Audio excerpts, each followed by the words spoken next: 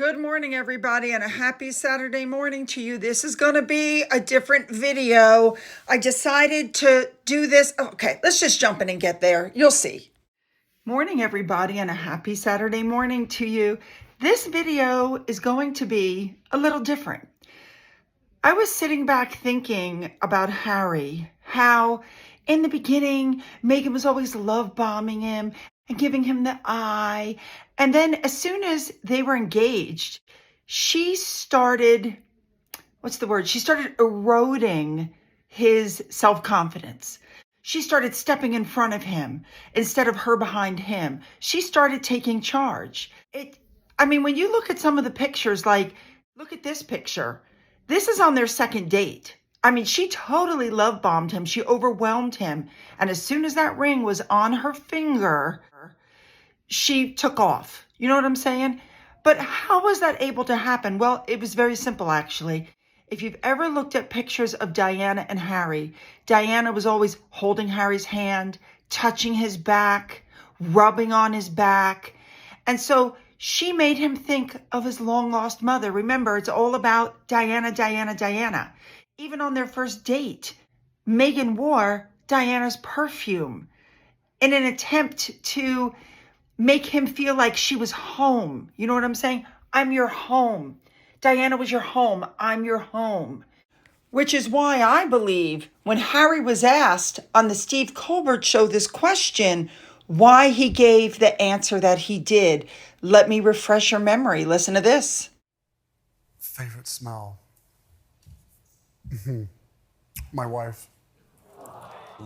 Now, the other thing besides the touching, which reminded Harry of his mother, was the fact that Meghan dressed like his mother. Now, if you guys remember, Meghan claims that the royal family made her do this so that she could have some of that Diana sparkle, some of that Diana magic, and bring it all back to the royal family. That's what she claimed. But I think it was more about, look, Harry, look how much I'm like your mother. It was part of the illusion that she was selling him. The problem is, after they left the royal family, she continued to dress like Diana. And she did that because she needed to keep the illusion going, for Harry's sake.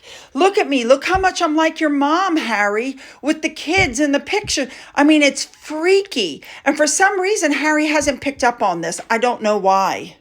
And so I decided to go through and put together this video compilation for you. It's not all the video I could put together, but I don't want this to be an hour long. But it clearly shows how Meghan controls Harry through touch. I've shown you several of these videos before, but there's a lot of new ones in here. So let's just jump in and show you. Also, I wanted to show you this. We've seen this video before, have we not? Where supposedly Meghan is talking to William and she's laughing and Harry's just kind of standing there. But is that really what's going on? No.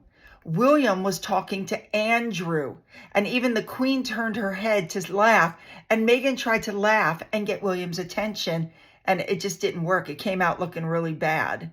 So, all right, some of this I'm going to put to music, different musics, just to keep the rhythm going. Notice that Meghan is always stepping in front of Harry, making sure she goes first, and then directing Harry around like she's been the working royal all this time and he doesn't know what he's doing. You're going to see the weird blinking thing also, and you're also going to see Meghan running her mouth, and watch Harry's face when she does, as well as more love bombing pictures.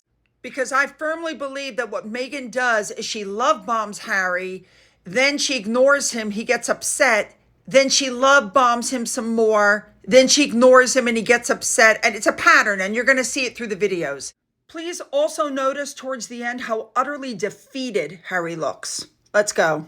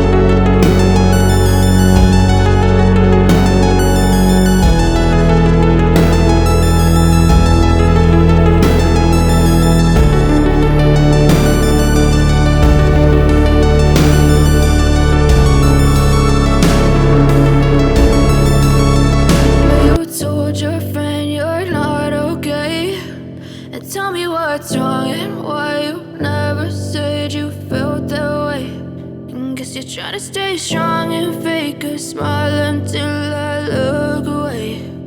But I've known you too long, it hurts to watch your blue eyes fade to gray as you fade away, as you fade away.